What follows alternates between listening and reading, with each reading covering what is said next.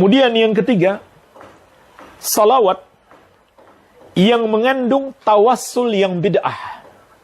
Salawat yang mengandung tawassul yang bid'ah. Contohnya gimana? Salawat Badar. Salatullah, salamullah ala toha rasulillah. Salat Badriyah itu apa? Yang sering diulang-ulang. Salatullah, salamullah ala toha rasulillah. Ini bertawasul dengan Rasulullah sallallahu alaihi wasallam, dengan zatnya atau dengan makanahnya, kedudukannya. Ini tawassul bid'ah. Tawassul yang digolongkan oleh para ulama sebagai tawassul yang bid'ah.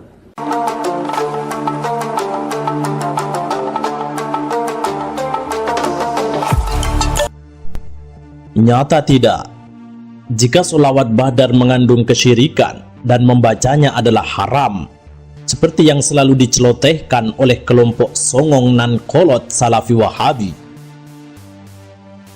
Pada dasarnya, hukum membaca sholawat atas Nabi menurut Ibnu Jarir At-Tabari adalah mustahab atau sunnah, dan beliau menganggap bahwa hal ini adalah ijma' para ulama.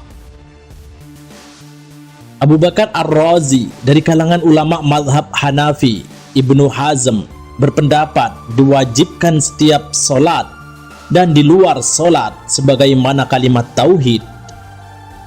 Al-Qurtubi, seorang mufassir, berpendapat bahwa tidak ada perselisihan akan wajibnya sekali seumur hidup, dan ia juga diwajibkan di setiap sunnah muakkadah. Pendapat ini telah diungkapkan sebelumnya oleh Ibnu Atiyah, Syekh At-Tahawi, dan para ulama dari mazhab Hanafi, Al-Halimi, dan sekelompok ulama mazhab Syafi'i berpendapat bahwa sholawat itu diwajibkan ketika disebutkan nama Nabi sallallahu alaihi wasallam. Ibnu Arabi dari kalangan mazhab Maliki berpendapat bahwa ini adalah suatu kehati-hatian. Syekh Az-Zarkashi berpendapat bahwa salawat diwajibkan sekali setiap majlis, walaupun penyebutannya terjadi berulang-ulang. Beliau juga berpendapat bahwa salawat wajib di setiap doa. Tidak ada perselisihan di kalangan para ulama akan disyariatkannya membaca solawat atas Nabi sallallahu alaihi wasallam. Sebagaimana firman Allah Subhanahu wa taala dalam surat Al-Ahzab ayat 56. Innallaha wa malaikatahu yusholluna 'alan nabi ya ayyuhalladzina amanu shollu alaihi wa sallimu taslima. Artinya, sesungguhnya Allah dan malaikat-malaikatnya bersalawat untuk Nabi. Hai orang-orang yang beriman, bersalawatlah kamu untuk Nabi dan ucapkanlah salam penghormatan kepadanya. Banyak pahala yang Allah sediakan bagi orang-orang yang senantiasa bersalawat atas Nabi Muhammad sallallahu alaihi wasallam. Sebagaimana sabdanya dalam beberapa hadis. Pertama, siapa yang berselawat atasku 1 kali solawat, maka Allah akan berselawat atasnya 10 kali. Hadis riwayat Muslim. Kedua, manusia yang paling utama pada hari kiamat adalah orang yang paling banyak berselawat. Hadis riwayat Tirmidzi. Ketiga, orang yang bakhil adalah orang yang disebutkan namaku di hadapannya namun dia tidak berselawat atasku. Hadis riwayat Tirmidzi. Salawat Badar memang sangat masyhur di kalangan kaum muslimin di Indonesia, bahkan hingga negeri-negeri tetangga. Berisi tentang tawasul dengan nama Allah Subhanahu wa taala, Nabi, dan para mujahidin ahli Badar. Di antara penggalan beberapa baitnya, Salatullah, salamullah, ala taha, rasulillah, salatullah, salamullah, ala yasin, habibillah, tawassalna bi bismillah, wa bil hadi rasulillah, wa kulli mujahidin lillah, bi ahli badriya Allah. Artinya, rahmat dan keselamatan Allah semoga tetap untuk Nabi Taha utusan Allah, Rahmat dan keselamatan Allah semoga tetap untuk Nabi Yasin utusan Allah. Kami berwasilah dengan berkah bismillah dan dengan Nabi yang memberikan petunjuk lagi utusan Allah, dan juga seluruh mujahidin di jalan Allah, dan juga dengan para sahabat ahli Badar, ya Allah. Tawassul adalah mengambil sesuatu untuk dijadikan sebagai sarana mendekatkan diri kepada Allah Subhanahu wa taala.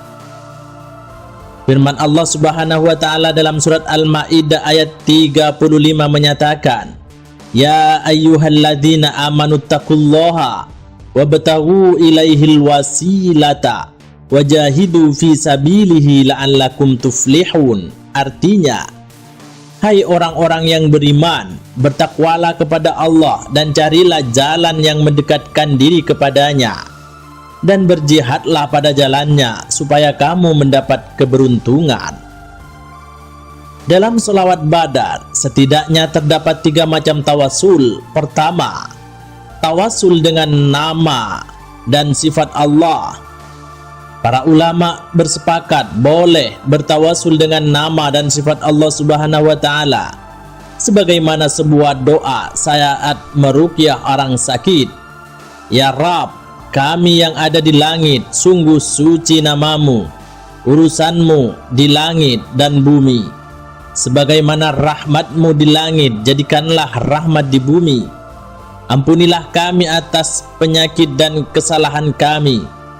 Engkau, Rabb, orang-orang yang baik, turunkanlah satu rahmat dari rahmatmu, kesembuhan dari kesembuhanmu dari penyakit ini, maka orang itu pun sembuh. Hadis Hasan diriwayatkan oleh Abu Daud dan yang lainnya. Kedua adalah tawasul dengan Nabi Sallallahu Alaihi Wasallam, dan yang ketiga adalah orang-orang soleh termasuk para mujahidin ahli Badar. Syekh Yusuf Al-Qaradawi tentang permasalahan tawasul mengatakan bahwa permasalahan tawasul dengan Rasulullah Sallallahu Alaihi Wasallam, para nabi, malaikat, dan orang-orang soleh dari hamba-hamba Allah adalah perkara-perkara yang diperselisihkan para ulama. Perselisihan terjadi dalam teknis berdoa, dan hal ini tidaklah masuk di dalam permasalahan akidah. Berbagai ulama mazhab baik Hanafi, Maliki, Syafi'i, bahkan Hambali dengan jelas bahwa mereka membolehkan tawasul dengan Rasulullah Sallallahu Alaihi Wasallam, orang-orang saleh dari hamba-hamba Allah. Tawasul merupakan permasalahan fikih, bukan akidah.